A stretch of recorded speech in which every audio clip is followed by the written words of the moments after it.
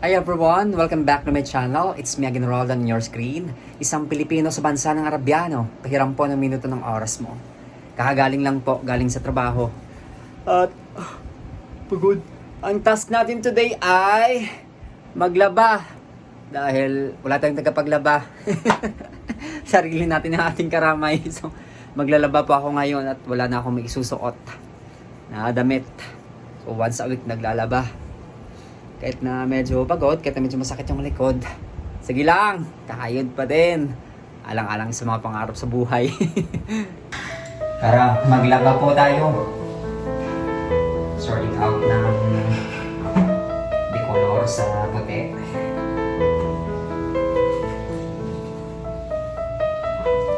Ulit ko yung buhay. Tapos ng trabaho, once a week maglalaba. Walang tagapaglaba. Wala akong sa bahay. Nay! Labhida! Nay, mga nagmumubiti, Nay!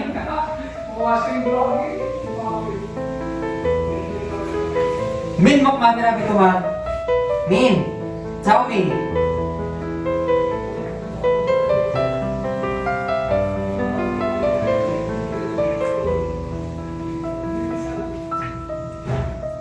Natawanan nila ako. Kinakausap ko rin sarili ko. Bahala kayo siya. Basta't maging legit na YouTuber ako. In time. Pero hindi nila alam sa mga ginagawa kung ito pinapakita ko yung ano ng buhay ng OFW. Marami akong nabibigyan ng ideya. Hayaan ko lang sila maghalakhak sa aking likod. Dahil in the end, ako'y may halakhak. Malutong na halakhak.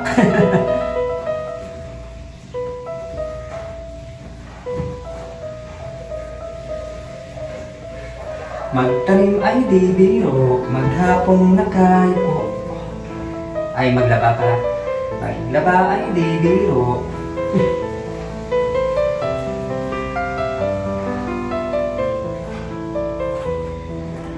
Buti na lang, at least yung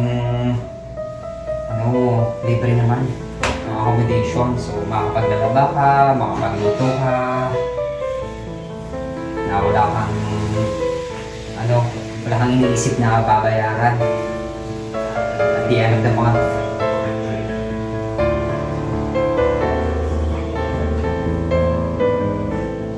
Ito po yung buhay ng OFW.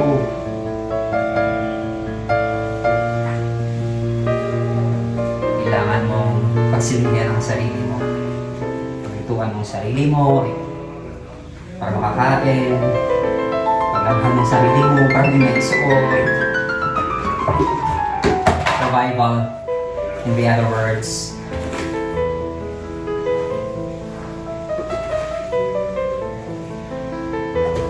Good. Tapos itong laba, mamaya ng konti, ako naglalaba. Napalambot ko yung aking doon. Isda, magluluto ng ulam.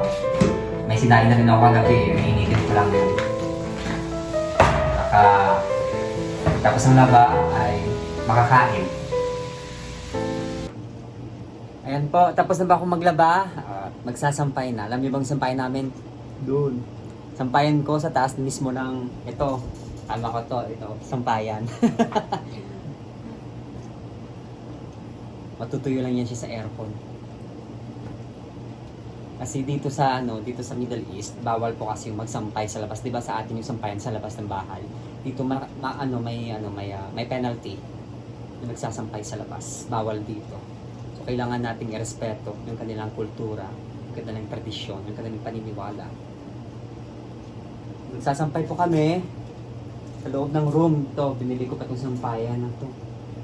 Para may sampayan ako sa itaas mismo ng aking higaan na aking double deck.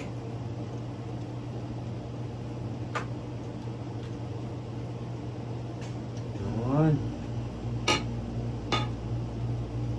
Ganun po tayo madiskarte sa buhay. Tayo pa mga Pilipino tayo eh. Kasi hindi din kami pwedeng mag doon sa hallway kasi may may kabilang flat kasi ibang lahi din. Mga Egyptians, Palestinians. So, bawal din yan sa kanila. So, kaming mga Pilipino, isang flat kami. Isasablay kami sa kanilang loob ng aming mga kwarto.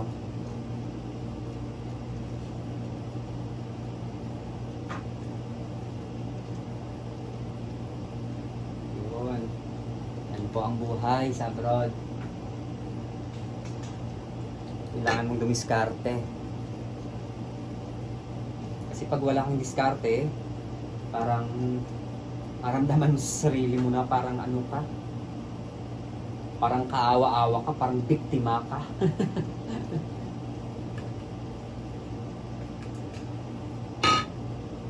Kailangan po pag ikaw ay ng ibang bansa, ng ibang bayan, dapat buong loob mo, dapat matapang ka.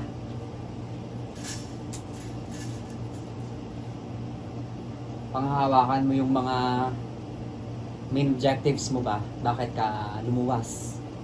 Ano yung mga plano mo sa buhay? Bakit ka ng ibang bansa? Yun, panghawakan mo yun.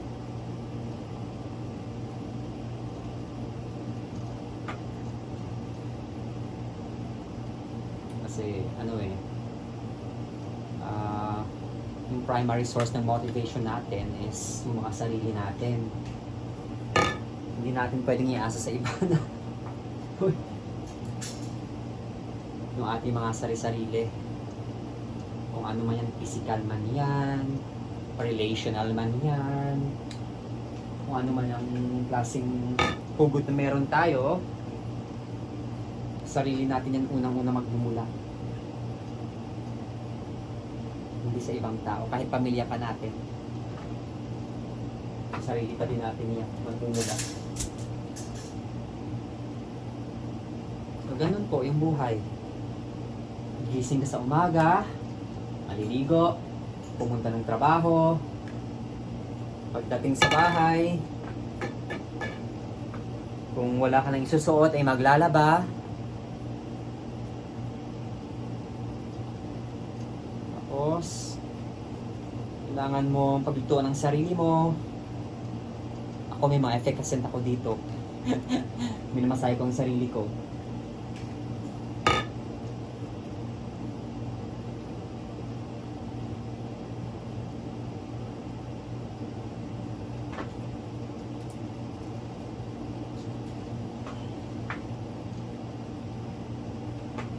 Nagiging daily routine ko na siya for almost 8 years na ganito yung buhay ko. Parang nasanay na lang din.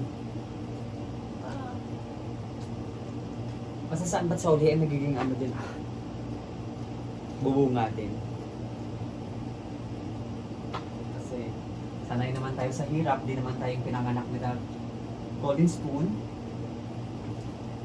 Sanay tayo dyan sa hirap. Kapanggarap gani, suma. Para lang may makaon. Inilang.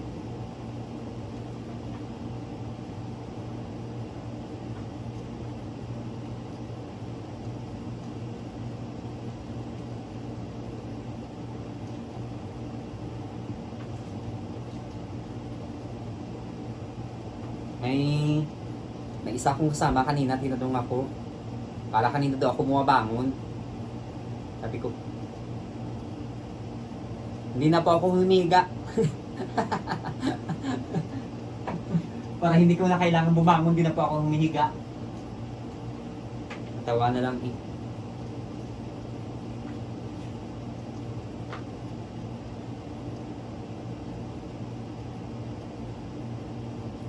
Bukas ng umaga, paplansyahin ko na lang to, mga uniforms ko,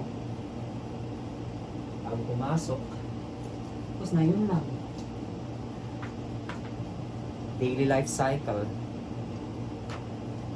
Kasi hindi din ako makapag-day off nowadays kasi yung mga katrabaho ko halos lahat sila nagsiuwian. Kasi gusto makaranas ng Pasko at bagong taon sa Pilipinas. So, syempre sila mga pamilyado, so giveaway muna tayo. Intindihin muna natin sila.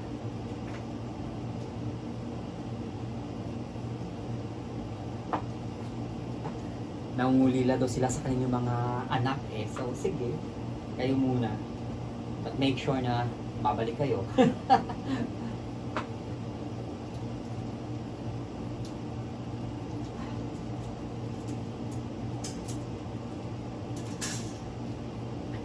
O, diba? Yes!